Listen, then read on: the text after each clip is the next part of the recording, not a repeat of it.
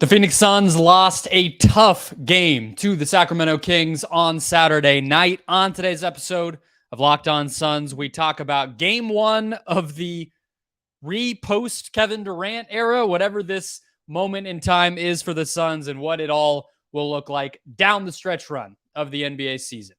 Let's go. You are Locked On Suns, your daily Phoenix Suns podcast. Part of the Locked On Podcast Network, your team every day.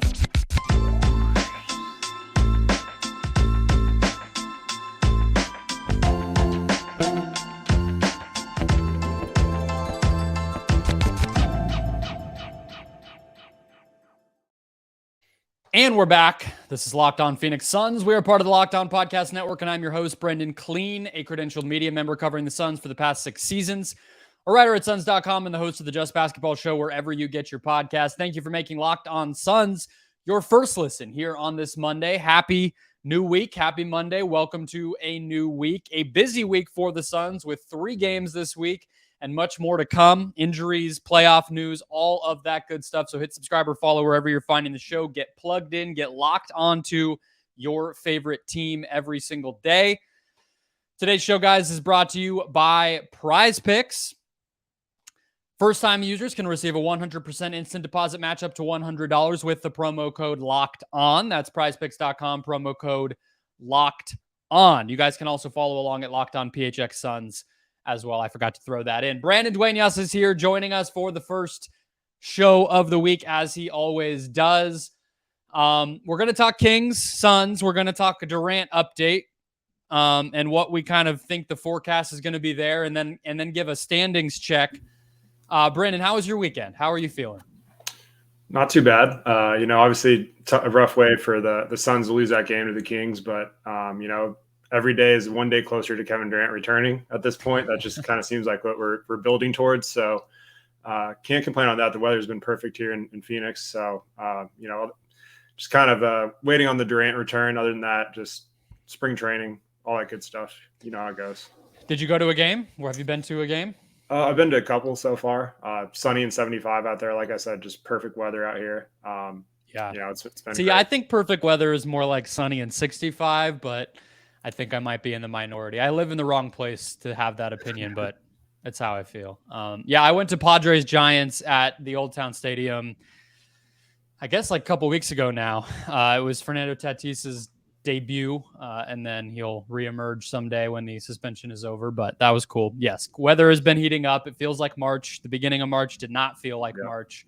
So good stuff going on. Basketball heating up. Basketball center stage. It feels like this year, for the first time in a while, you really felt everybody start talking about basketball. I think it might have been partially because of this Kevin Durant trade, and people kind of had to get out of their hibernation with football and everything else distracting them. But we have a game to talk about, so let's get to it. 119 to 128, lost by the Suns to the Kings, and this was a big one. This was one that I had circled for a while. I don't always go to games on the weekend because I don't necessarily always do a show after weekend games, but I knew I wanted to be at this one. No Durant, obviously, but I still felt like the Suns had a chance to win. I think they did have a chance to win, but the Kings go 32-24 in that fourth quarter. They turn a 3-point lead that they were kind of nursing throughout it into a 9-point victory in the end, Brendon. I have a few takeaways from either side that really led to the decision here, but what stood out to you watching this one? It just still kind of feels like Monty's just experimenting a little bit with his rotations, and we saw, Terrence Ross with his shot making. He definitely provided a spark, but he was also a team worst -18 in his time, and it was by far the worst plus minus on the team. So that's just something I think to take note of. Defensively, it seemed like, obviously some of the groups he played with that second unit weren't the most talented, but overall, that's just something I that caught my eye a little bit there with Ross. And I would say, honestly, just the like you said, the Suns had a chance to win the game. They were in it. And the ultimate difference was the Kings role players stepped up. They hit their shots. They hit their threes specifically. Malik Monk off the bench. Trey Lyles hit some big shots, and Davion Mitchell, and then Kessler Edwards, of course, hitting the kind of the dagger there at the end. So the role player stepped up, and that just shows, the Kings have the depth, and the Suns just couldn't keep up. Yeah, I thought you might say the Kings just had depth and the Suns don't, and I was like, oh wow, that's a little extreme. I wouldn't go that far either, but yeah. On that note, just quickly, weird how few minutes Campaign continues to get. Not sure if the injury is still bothering him. I mean, he's back. They've held him out for a while. I don't know. But very much still figuring out who's going to play and when, which is, it's March 12th. Maybe not the best situation to be in, but the Durant injury gets you there and everything else. I want to go to the end of the game. I charted the final 8 possessions for the Suns.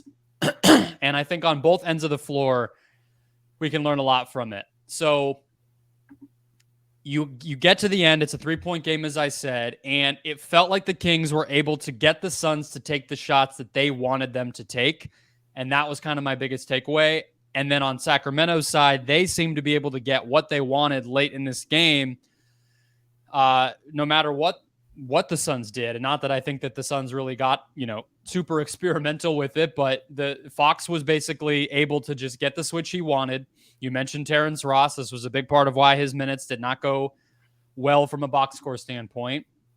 Fox was getting past him, no problem.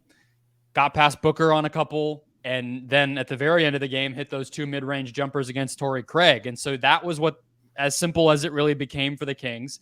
And then for the Suns, you have Chimezie Metu stealing the ball from Ayton. You have a missed Torrey Craig 3 with the Booker putback. You have a couple missed a couple step back threes by Booker. One goes in, one gets very well contested by Kessler Edwards. You have guys like Craig and Okogie taking a bunch of these shots. Malik Monk blocked Terrence Ross's 3.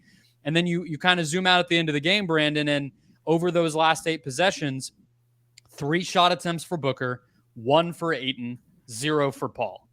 And that was the biggest sort of takeaway and I guess sign of concern, although it is just one game. We know the Kings are good, but if the Suns were able to control the end of the game better, get the types of shots they wanted rather than sort of giving into what the Kings were giving them, I think this game goes differently. And I do think that they would have had much more of a shot to win it rather than the Kings pulling away late.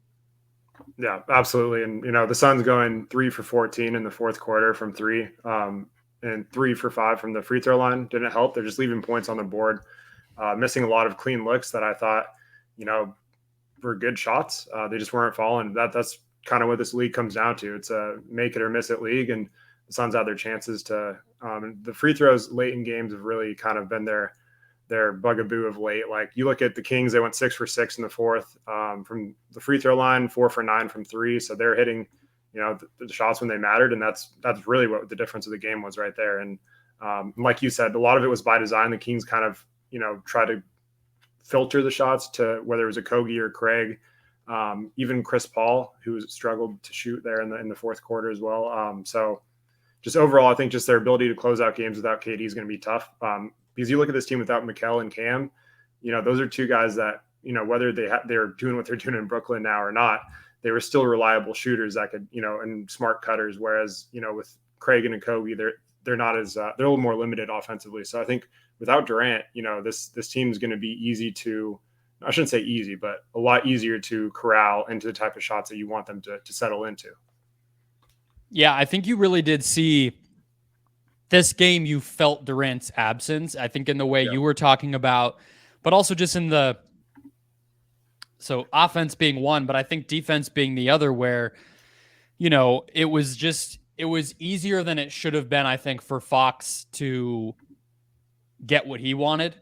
I think you probably would like for Booker to be able to pose more of a threat, and the ball in that case, Fox did give it up. He didn't get to score. It was the Sabonis hook shot was the one that Booker ended up on an island against. Fox probably the best possession, but Ross, Craig, when it's not Okogie, they don't really have any other guy that you feel confident getting a stop late in a game.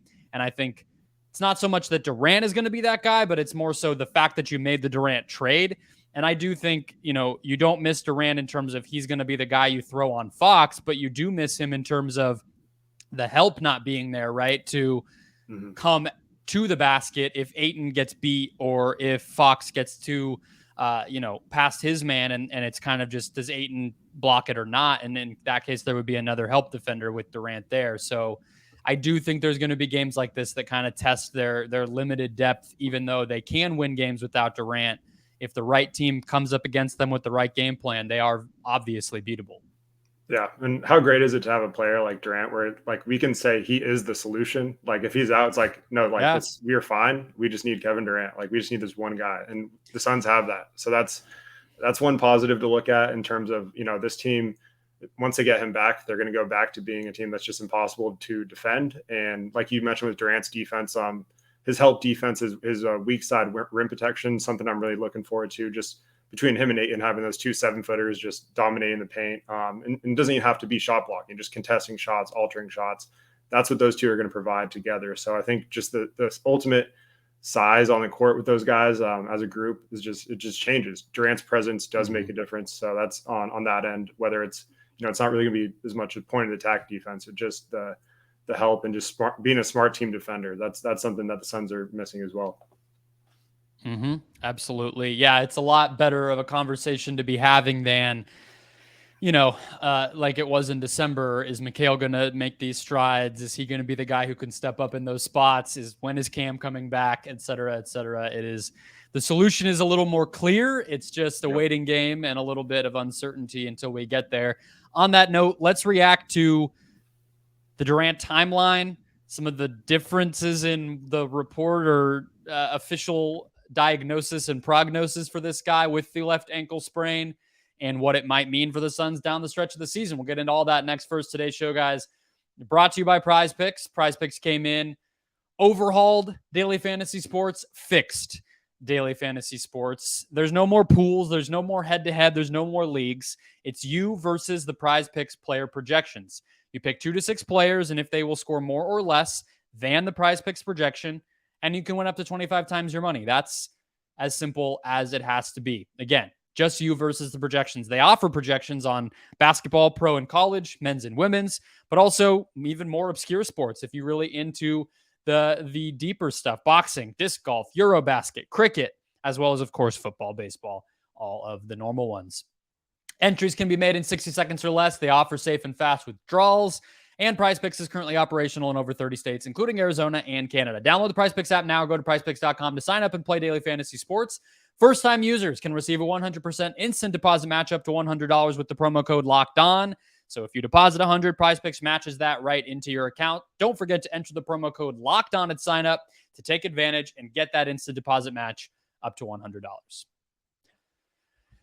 Okay, so Brandon, Aaron and I recorded on Thursday morning before the actual official statement from the Suns came out, and honestly, even before the Shams and Woj reporting around this came out. We had a little bit of a discrepancy come upon us here, where the initial thing said 2 weeks, and Shams kind of ran with that and was almost like he's expected to kind of be able to come back right after the 2 weeks, and it'll be no big deal, whatever. And then the Suns come out and say he'll be reevaluated, not even necessarily committing to his return in 3 weeks, which would put us at March 30th when he could be reevaluated.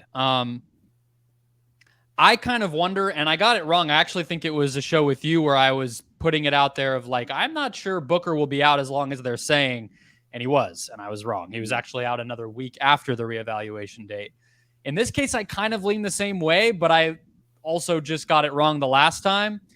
What are your expectations for how they will proceed? Obviously, knowing we don't know any of the medical stuff, but just from a team management standpoint, what would you expect we see of how they bring him back?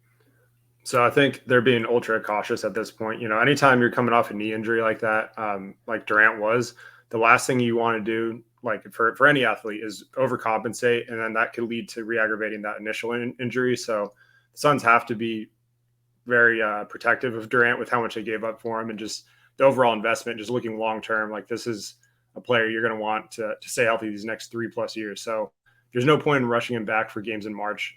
At this point, I think From what I heard, someone that kind of trusts within that's close to the situation said that this is something he could probably push through if it was a playoff situation.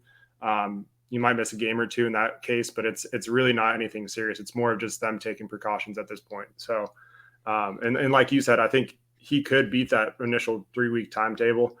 They might have just released that because they saw what Shams did and just wanted to troll him a little bit, But in all seriousness, hope so. I'm all for pettiness among PR versus media. I want all of the battles to be fought there. No, I think I think I read it the same way as you. I feel like they have no reason. I mean, I was sitting here on Thursday recording that show, assuming he would be out a couple of weeks, realistically, although, my initial read on it, having sat there and watched the ankle 30 feet from me do what it did, I was there. I felt like it wasn't that serious. And I was on the show that night saying he could be back by Monday.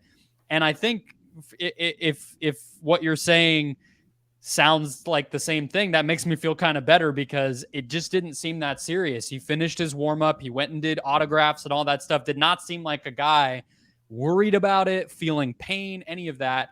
But I think that they can win still, which is what I was making the case for last week. I guess the Sacramento game kind of dented my my optimism on that. But all things considered, they're unlikely to fall out of the 4 seed. Maybe they're content not moving up to 2 or 3. That you can feel however you feel about, but I guess it's understandable. And they'll just kind of proceed with caution here. My thing as far as the return goes, or, needing to build chemistry and this and that, is I just feel like he's a guy who actually makes things easier for people. And so this idea that he's going to have to come in and you really need to tinker and figure and arrange and scheme and all, like it's actually going to make everybody's job more simple, more easy, more straightforward. So it's kind of like a golden ticket at the end of the season rather than some sort of like minefield you got to navigate. I think whether it was 5 games or 10, it's going to be pretty smooth. We just saw these guys drop 73 combined between Booker and Durant and beat their kind of biggest rival in the NBA. Like, I don't know how much more you need to see to feel confident that it will work. Exactly. And it's not like he's just like, going to be spawning in the facility like at that date. He's going to be around the guys. Like he's been with the team for over a month now at this point. So he's familiar with enough with the system to where I don't think anything new is going to really shock him. And like you said, just what they did in those 3 games, and as far as flipping that switch, and that I think that Mavericks game, that late game situation was like incredible for them just in terms of going through that and getting those reps. So as long as they get a few games at the end of the season to kind of get back in that groove before the playoffs, that's all that really matters. Like it doesn't matter. I mean, I know we're in an instant gratification world where we just want to see what's in front of us like that day. Like we want to see Durant now. And I don't blame Suns fans for feeling that way, especially for having to wait for him to make his debut. So don't get me wrong. This sucks. It sucks like him sitting out and everything, but regular season doesn't matter at this point for what we're trying to accomplish here. And I think the Suns, they know that, and they're just trying to make sure, you enter the playoffs with your big 4 healthy, then that's all that I really care about at this point. Yeah. And other people have made this point, but it's not exactly outside of Denver as if all these other teams are just, momentum fully behind them machines that you're going to have to face and run up against. It's a lot of teams with question marks. The Clippers just added a new starting point guard who's like the biggest question mark in the NBA. The Warriors just got Curry back, and there's, road and home splits that make you nervous about them and all this stuff. Wiggins is not even on their team right now. Gary Payton, who they traded for, isn't even playing. Like it's that way with everybody. So it's not as if the Suns are really any different in that regard, again, outside of Denver. So I think that helps. I don't know if you have thoughts on this, but I just want to put it out there because I want people to maybe be prepared, I guess, as especially Suns fans. Like if you thought that the Durant noise, let's call it, was goofy or obnoxious previously, watch what happens with Charles Barkley or whoever your favorite Durant critic might be. If he comes back with single-digit regular season games left and gets close to winning a championship, or let's say the first game he struggles on the way to potentially winning a championship, it will be very loud that he is, just trying to force this, and it's a insult to the game of basketball, and this and that they're trying this experiment in a microwave here and trying to get it to happen really fast, because it was already going to be that. I know you're not going to get angry at a guy for getting injured, but it's just going to make it all that much more crazy when he does come back and they go to try to win a championship. Yep, 100%. That attention comes with Durant. It's followed him throughout his career, whether it's fair or not. And I think the main thing with Durant is the game is so effortless for him, and he doesn't have any rust when he comes back. Like, we saw that right away, even in his minutes restriction. So if he does have a game where he struggles, anyone that has doubted him or this experiment at all will jump on it, like you said, like sharks. So that's something that will happen 100%. And I'm not too worried about that. The Suns were getting, the wrong end of the stick on the media wise last season anyways, for things that I thought were a little bit ridiculous. But so that just comes with it when you're at this stage. It's like DeAndre Hopkins' tweet way back in the day: if you don't got haters, then you're not popping. So right now it's better to have a ton of haters and have a chance to win a championship than to be a 19-win team with, Dragon Bender just still believing in his development. So that is absolutely true. It's much better to get haters for doubting a legendary player who now chose to be on your team than for your, former number 4 overall draft pick not showing up to a meet and greet at a Fry's, for instance, right? The real ones, remember, all of you Durant stans who watch the channel now have no clue what I'm talking about. And honestly, that's probably for the better, but we will always have our memories of the bleak days to hold over you guys. James Jones putting out a fire with some Dos Equis, some free beer. That was the way to do it. Exactly. Speaking of haters, Brandon, I really want to get your take on this. It's the most pressing thing facing the Suns.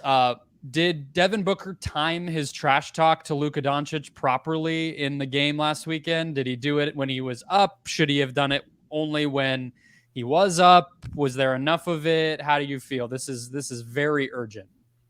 Yeah, no, and this is probably the hottest topic, on NBA Twitter right now. So, that's not even a joke. It kind of actually was for a little while. And it's ridiculous, right? It's like with Booker, the goalposts are always going to be shifting. And, with him, it's been like that his whole career. It feels like it's crazy, like what the type of hate he gets he's been like every single player he's gone up against. The first thing they talk about is like, who's one of the biggest trash talkers in the NBA? Like half of the guys that have had that question asked mentioned Book right away. So It's like, it's known that he does it the whole game, but there's going to be clips. It's just the era we live in, it's just the snippets or clip era where they just want to pick and choose their battles. It's gotten frustrating, and I think it's just a matter of, Booker and Paul, just with their shenanigans they pull on the court. It just rubs people the wrong way. So I get it sometimes, but with this, I'm just like, come on, what are we doing here?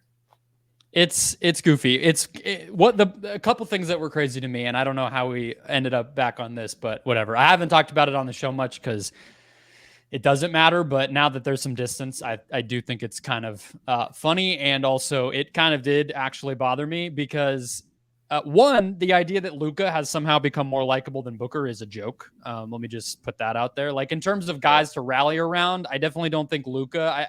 Anybody who found themselves choosing his side over this, you're going to be disappointed in a couple weeks, because he is by no means some sort of baby angel man who plays basketball out there. Like, let's get real with that part of it, okay? Yep. But then also, you don't have to go any further than the literal impetus for this rivalry even being formed in the first place, which really was last year's playoffs, where Booker was already criticized for talking when they were up and then losing, right? It's like, okay, so there's really no logic being developed. I'm not going to try too hard to find the logic, but I do just want to call out that it's not there, because you got to at least keep score somehow with this stuff, even if it is obviously all in good fun and very goofy no matter how you slice it.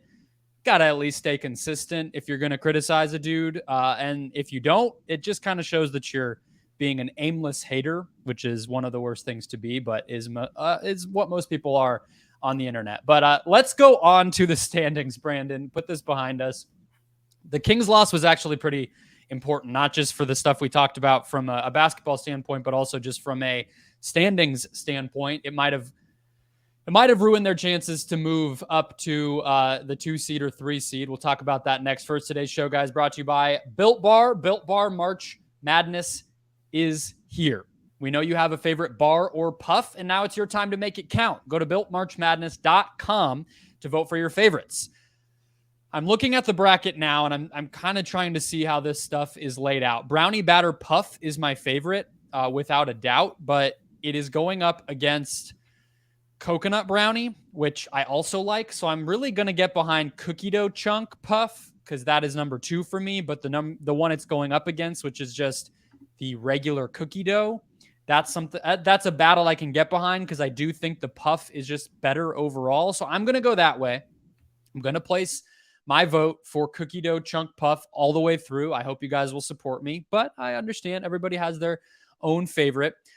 When you vote, you'll be entered into a drawing where 50 lucky Locked On listeners will get a free box. And not only that, but one Locked On listener will get a 12-month subscription to Built to have Built's best bars or puffs delivered monthly straight to your door. You've got to try them. Built, the best protein bar ever.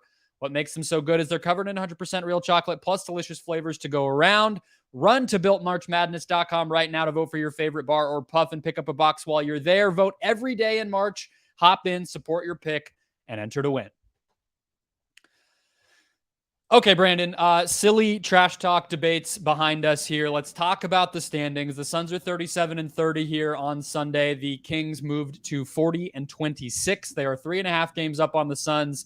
The Suns have also played one more game than both Sacramento and Memphis, actually. Sacramento has a big tiebreaker that is not likely to go away over Memphis. So they also did themselves a big favor winning this game and likely giving themselves a nice inside track toward the 2 seed, which would have been unthinkable before Memphis started to fall off here with their drama. So that's the state of affairs here. The Durant thing obviously affects how much the ceiling might be for this team during the next couple of weeks. Do you think they're locked in at 4? Did this game make that basically a lock for you? I think it's close. I think their chances of passing Sacramento are pretty much non-existent at this point. I mean, the Kings can lose a few games in a row. They do have a tough schedule, so that could be revisited if they drop a couple they're not supposed to and the Suns beat them next time. But at this point, I think 4 is most likely. Memphis obviously still dealing with, losing Clark for the year and Morant's situation and all that. They've kind of rebounded nicely, winning 2 in a row, but they got a couple games in a row against Dallas and then Miami after that, so they could drop a few.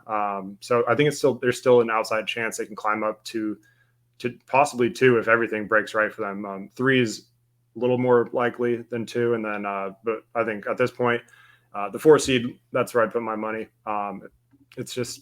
And it's great having a home court advantage in the first round. I think that's the one thing they just got to try to fight for at this point. Can't fall to 5. Agreed. Yeah, because that 5 seed, whoever it is, there's some tough matchups that could come out of it. So I think having home court during that, as you're still implementing Durant, will be huge. And we've seen how Suns playoff crowds get. And that's one thing. You look at the Kings; they kind of got that 2021 Suns fans vibe in terms of just how hungry that city is. So that's a team that I know a lot of people want to see in the playoffs, but I'm just telling you that environment's going to be insane. So I'm looking forward to seeing them in the playoffs. Their fans deserve it. And that's a fun team. Good story, but they're going to become, every team, once they hit a certain point and they start beating you in the playoffs, that's when the hate starts to pour out. So I hope that rival Western Conference fans, including Suns fans, although I think Saturday night probably is a nice reminder for us here locally, but anybody who ends up in a bracket where Sacramento is staring them down should get a little bit off of the cute part because they're real. And I'm not saying that I would pick them in every single series and they're going to go win the title this year, but I don't think that they're just a story. I mean, you don't get to 40-26. You're exactly right to compare it for people who experienced this in Phoenix because they were the 2 seed.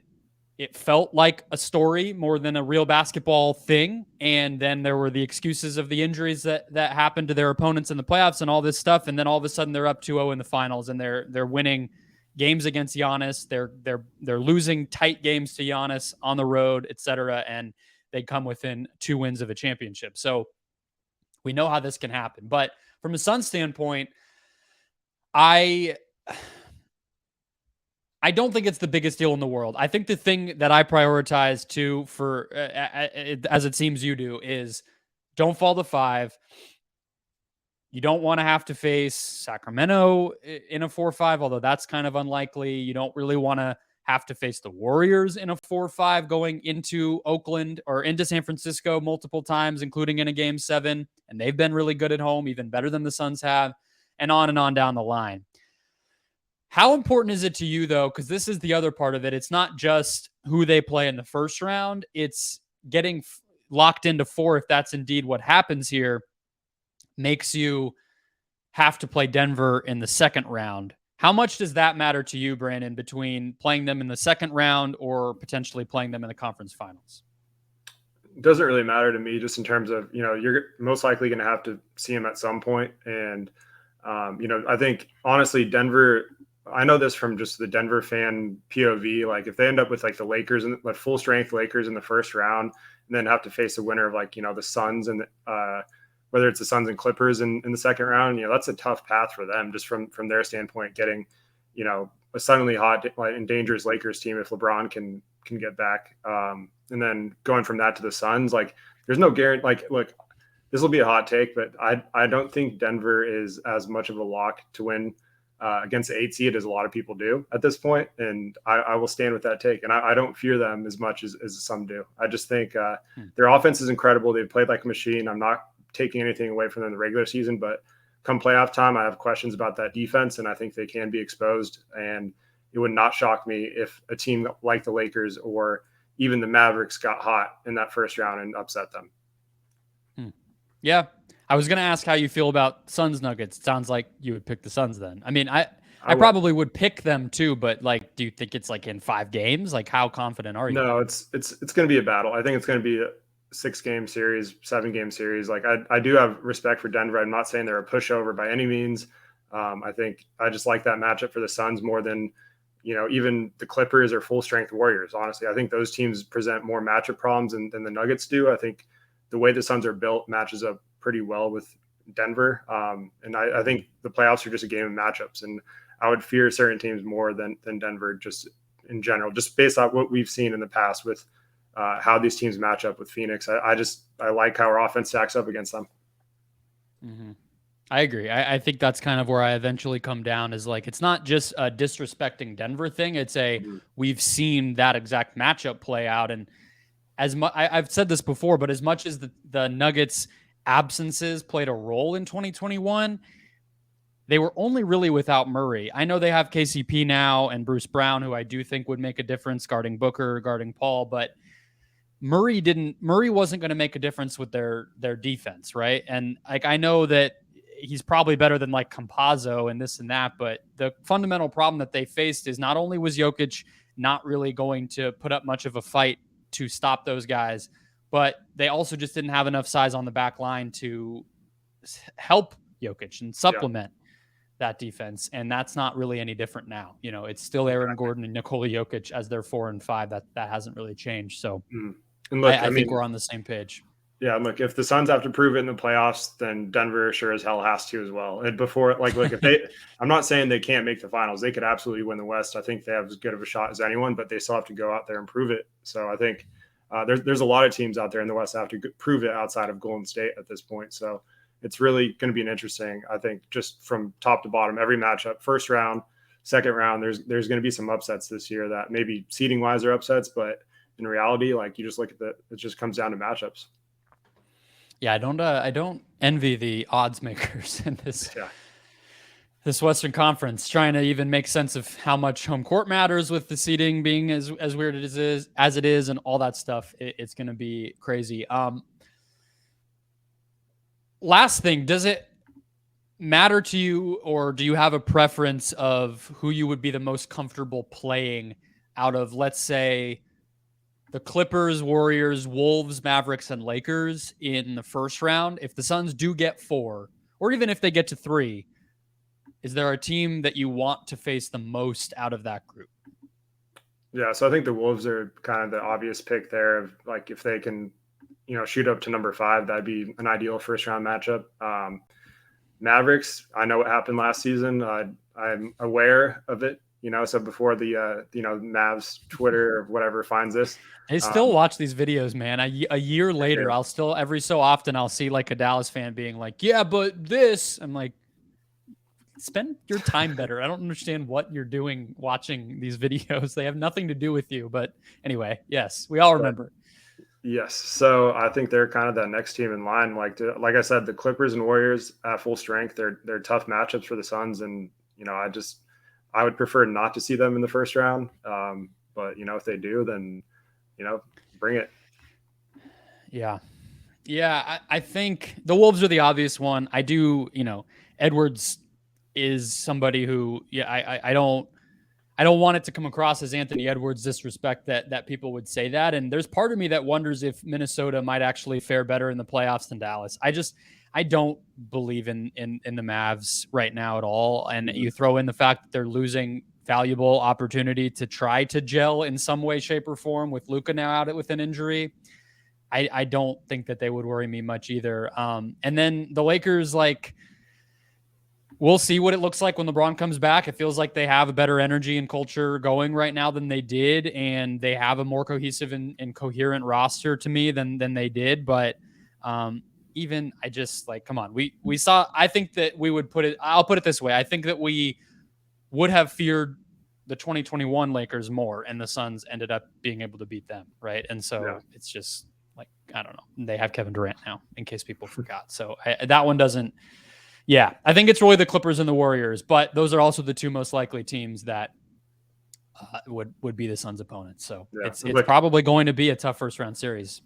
And how many minutes is Westbrook playing? Because that changes my answer. If he's playing 35 minutes, then I would put them with the Wolves as far as let's play them. But I mean, Ty Lue on Saturday against the Knicks finally did cut Westbrook's minutes. He only played 23 minutes, and Eric Gordon played a lot of the second half in that game, and they won. And I think Gordon was like a +8, and Westbrook was a +1. So maybe things are changing. We'll see. That does make them scarier if you're telling me it's Gordon and Powell getting those minutes as opposed to Westbrook and maybe a little less Marcus Morris, and suddenly the Clippers are much more formidable. We'll see if those changes happen, but I think the Suns would be favored in all of those series just because they would have home court advantage and they would have the best player in all, if not most of those series. So I think they're in good shape. I think as long as they can keep 4, like we've said, that's the important thing. But a lot to be decided. They're still within reach of falling. They're still within reach of moving up, and we'll just have to see how the cards fall. That'll wrap us up for today, though, guys. You can read Brandon at Bright Side of the Sun. You can find my next show after the Bucks on Monday night. The Warriors on Monday night. The Bucks are on Tuesday night. I'll have recap shows after both on this feed, so hit follow or subscribe wherever you're finding us, including YouTube. Those shows will be ready shortly after the final buzzer. More shows throughout the week, every Monday through Friday. Bonus episodes for big games on the weekends, all the way through the rest of the season and beyond. So if you like what you're hearing, go ahead and follow along. You can also listen to Locked On NBA. Make that your second listen here on this Monday. Catch up on everything else going on around the whole league. And I'll talk to you guys tonight.